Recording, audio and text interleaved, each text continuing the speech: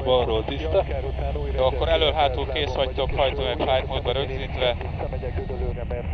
HNR robot, fényszóró és 27 szerint felszállunk, és 123 fok lesz akkor az első irány, ami balfordulót fog jelenteni. Oké.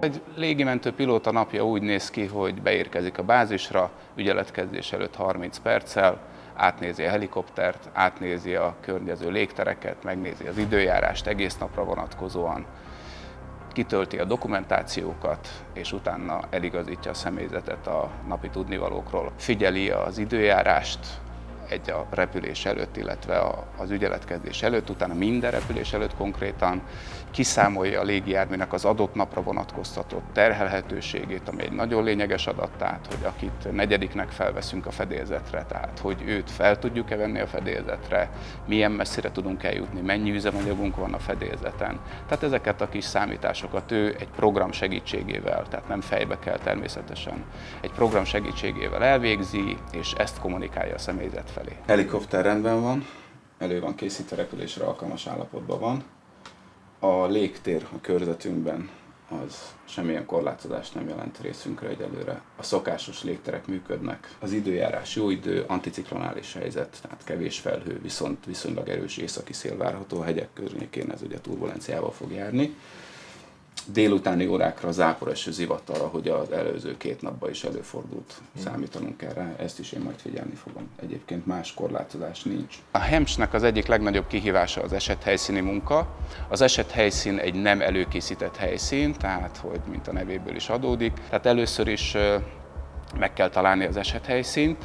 Az esethelyszínt utána annak a lehető legközelebb eső részén valamilyen helikopter leszállásra alkalmas területet kell találni, azt ugye értékelni kell a levegőből, a mérete, a lejtése, az akadályok, egyéb veszélyek, várható, hogy állatok, emberek esetleg ott mozognak, járművek mozognak, tehát hogy ezeket mind értékelni kell. Utána pedig ezt általában mindig egy jobb kör megtételével szoktuk megtenni, és akkor utána pedig a pilóta kommunikálja a személyzet felé, elsősorban a technical crew member felé, hogy az a tervezett leszállóhely, és hogy milyen eljárással, hogy innen egyenesből megyünk, besüllyedünk, majd esetleg elcsúszunk jobbra, láttam egy akadályt, te is figyelt, stb. Tehát, hogy ezeket elmondja, és akkor ennek megfelelően végrehajtják a leszállást. Ott áll a mentő a fák között, villog. Úgyhogy akkor oda fogunk menni a túloldalra, jó? Hogyha az nektek is jó. Bekereszteződés. Van egy MTK is, úgy látom a helyszínen már, de ez egy nagy energiájú balesetnek tűnik.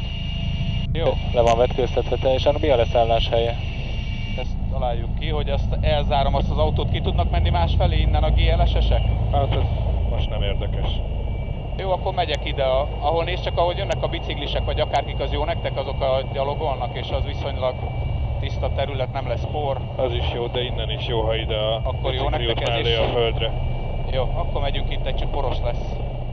Jelenleg 23 légimentőpilóta van, ez azt biztosítja, hogy a 7 légimentő bázison a megadott időkben, nem 24 órában, hanem nagyjából a napkelte után és a napkelte előtt bizonyos idővel a 7 bázison ügyeletet adunk. A légimentő ügyelet egy meghatározott idősávban van, azonban, hogyha az ellátás, tehát extrém esetben az utolsó percben, és ez nagyon gyakran elő szokott fordulni, utolsó percben van egy riasztás, akkor természetesen elmegyünk, és az egészségügy megcsinálja a munkáját, ellátja a beteget, és akár extrém esetben az éjszaka előtti utolsó pillanat, mi úgy end of civil twilight, tehát hogy ez a polgári szürkületnek az időpontja, akkor a légijárműnek fel kell szállni az esethelyszínről, és a kórházból pedig éjszaka is haza tud repülni.